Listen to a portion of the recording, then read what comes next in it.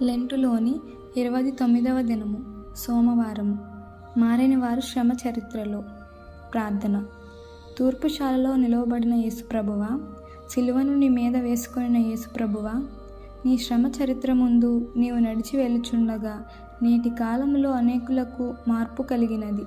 నేటి కాలంలో మార్పు కలిగించని వస్తువులను నీవు కలుగజేయలేదు. కలిగియున్నది ఏదియు నీవు లేకుండా కలుగలేదు. సృష్టిలోనేది కలుగజేసినావో దాని ద్వారా మార్పు కలిగించుచున్న నీకు స్తోత్రములు. సూర్యుని ద్వారా గొప్ప మార్పు అనగా పువ్వులకు రకరకములగు రంగులు కలిగించినావు.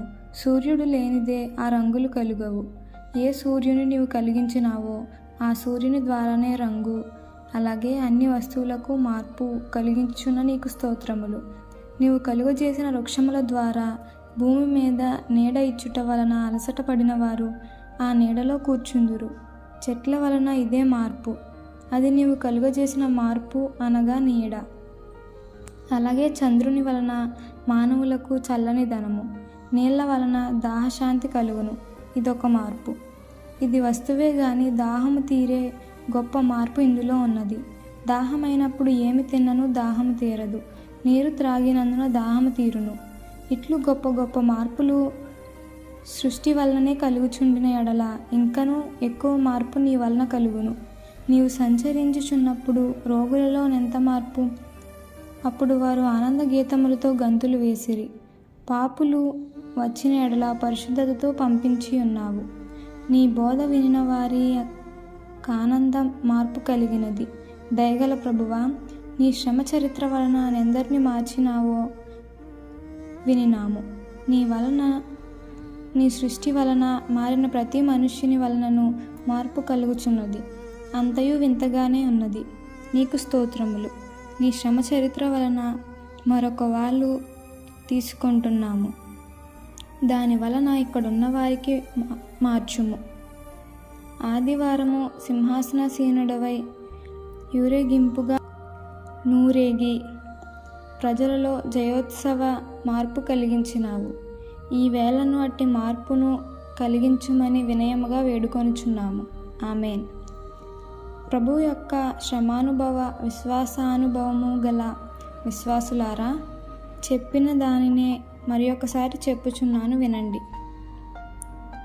మొదటిది, ప్రభువే స్వయముగా చెప్పిన ప్రవచనము మనుషుల చేతికి అప్పగింపబడి చనిపోయి తిరిగి లేచును. రెండవది, కయప సర్వలోకము కొరకు ఒకరు చనిపోవుట అవసరము అని ప్రవచించుట. మూడవది, ప్రభువు యెరూషలేములో జయోత్సవముతో ప్రవేశించుట. నాలుగవది, గెత్సెమనే తోటలో ప్రార్థించుట. ఐదవది, గేటు వద్ద ఆయనను పట్టుకొనుట. ఆరవది, 5 కోటులు, కయప కోటు, అన్న కోటు, పిలాతు కోటు, హేరోదు కోటు, పిలాతు కోటు. 7వది, సిలువ వేయుట. 8వది, సమాధి వేయబడుట. 10వది, మృత్యుంజయుడగుట. 11వది, ఆరోహణడగుట. ఈ విధముగా ప్రభు యొక్క శ్రమల జీవితములు ధ్యానించుటకై పెద్దలు 40 దినముల శ్రమల ధ్యాన కూటముల ఏర్పాటు చేసిరి. అనుదినమును 1 గంట అయినా గుడిలో కూర్చుని వీటిని ధ్యానించవలెను.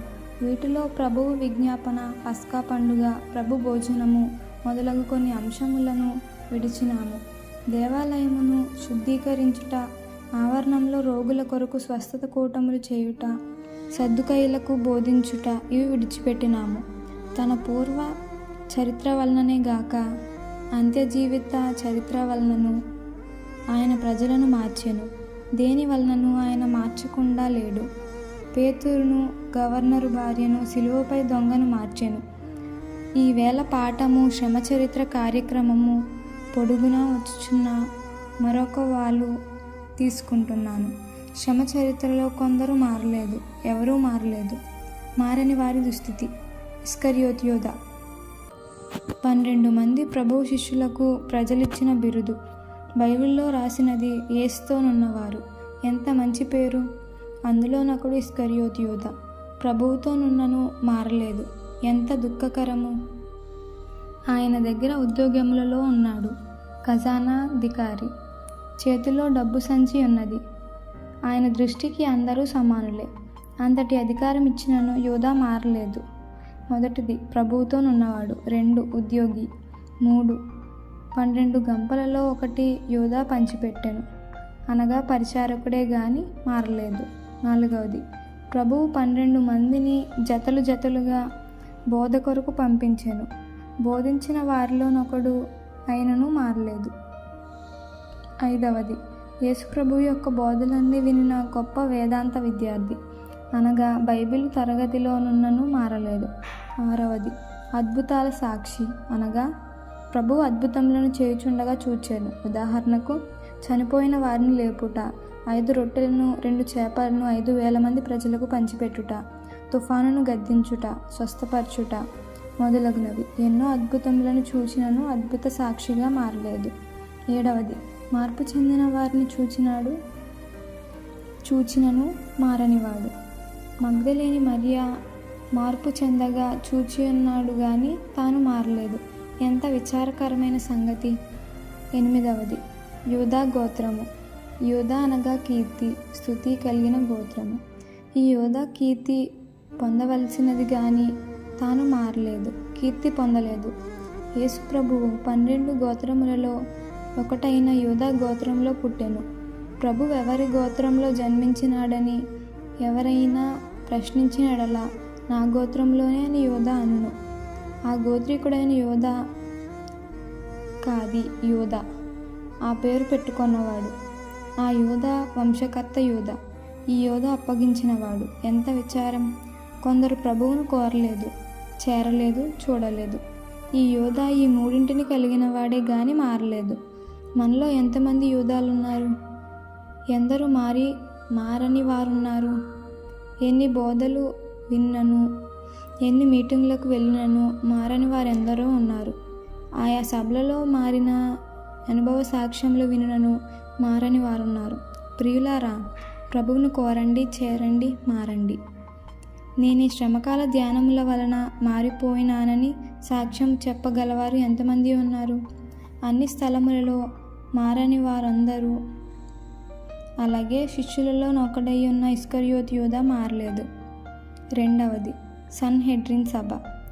సన్హెడ్రిన్ సభ అనగా యూదుల సంఘము. వీరు 70 మంది. వీరు ప్రభువును అన్యజనులకు అప్పగించిరి, సిలువ వేయించిరి.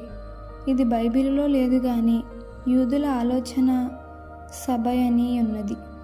ఫిర్యాదులుంటే ఈ సభకు రావలెను. తీర్మానమైనను సిలువ వేయమని దీనికి ముందు సాక్ష్యము. ప్రభువు ఉపకారములను అద్భుతములను చేయుచున్నారని మంచి సాక్ష్యమున్నది గాని ఈ సభ సిలువ వేయకుండా ఉండలేదు. ఎందుకనగా మారలేదు. అద్భుతములను సహింపును ఉపకారములను ఎరిగి ఉన్న వారే గాని మారలేదు. ఎన్నో గుంపులు మారని వారున్నారు. అంత్యదినముల యందు మారని వారుందురు. అంత్య తీర్పు దినమున ప్రభువు ధవల సింహాసన న్యాయాధిపతిగా ఉండును. ఆయన ఎదుట నిలువబడుదురు. 3 గుంపుల వారు యేసు ప్రభువును కోరనివారు, చేరనివారు, మారనివారు. యూదాలోని లోపము ధనాపేక్ష గాన ఎన్ని బోధలు వినినను, ఉపకారములను పొందినను, అద్భుతములను చూచినను మారలేదు. సన్హెడ్రిన్ ఎందుకు మారలేదు? మెస్సియా లోకమునకు వచ్చినప్పుడు ఇశ్రాయేలీలకు రాజ్యమే ఇస్తాడని వారు ఆశించిరి. యూదా ధనము కొరకు ఆశించాను, కానీ అది దొరకలేదు. అలాగే సన్హెడ్రిన్ వారు లోకరాజ్యం కొరకు ఆశించిరి. అయితే యేసు ప్రభువు, నా రాజ్యము ఈ లోక సంబంధమైనది కాదెనును, నా రాజ్యము పరలోక సంబంధమైనదనెను. ఎన్ని అద్భుతములు చేసినా, ఎన్ని బోధలు చేసినా, ఎన్ని ఉపకారములను చేసినా వారు మారలేరు. మనలో కొందరెన్ని అద్భుతములను చూచినను, బోధలు విన్నను, ఉపకారములను పొందినను మనం అనుకునినది దొరకనందున మారము. మనలో నట్టిదేదైనను ఉన్న ఎడల మారలేము. జాగ్రత్త! తాననుకొనినది కలుగకపోయినను ఆలస్యముగా నందినది వారు ఆత్మీయ జీవనము మారదు. 3 సిలువ దగ్గర మారని దొంగ. సిలువ దగ్గర మారిన దొంగ మోక్షమునకు వెళ్ళెను. 2వ దొంగ మారలేదు. మన అంశంలోనున్న ఈ 3వ వ్యక్తి మారలేదు. యూదా 2 సభ 3 రెండవ దొంగ. మొదటి దొంగ ప్రభువు యొక్క సహనమును శాంతి గుణములను చూచి మార్పు చెందెను. రెండవ వాడును చూచిన ఎడల మారడా? యేసు ప్రభువు యొక్క శిలువ వద్ద మొదటి ప్రార్థన ఏమనగా, దేవా, శిలువను ఆవరించిన వీరు నాకు ఏ కీడు చేయుచున్నారో వీరు ఎరుగరు. మొదటిది, వీరు ఎరుగరు. రెండవది, వీరిని క్షమించుము. అప్పగించిన వారు ఆయనను అప్పగించి నామనియు శిలువ పైన పెట్టినామనియు మేకులు గొట్టినామనియు నెరుగరా? ఆ ప్రార్థనకైనను మారవలసినదే గాని మారలేదు. అపోస్తుల కార్యములలో పౌలు ఏమి రాసెను?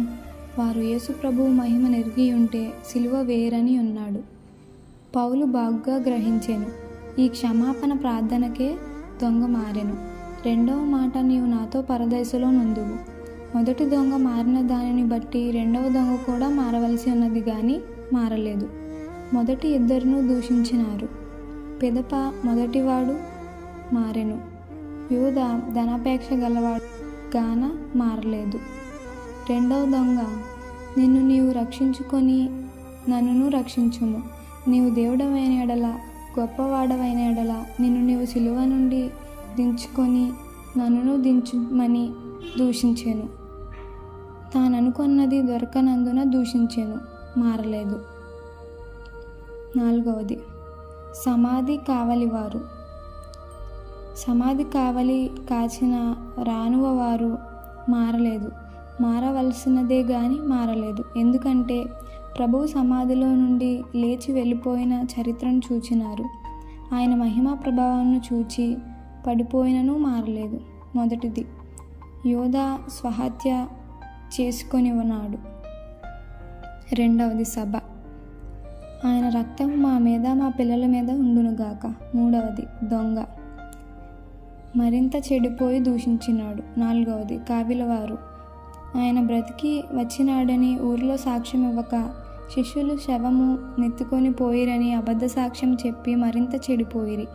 అలాగే మనలో కొందరు మారలేదు, మరింత చెడిపోవచ్చున్నారు. ఈ దినము నేను మారినానా అని ప్రశ్నించుకొనండి.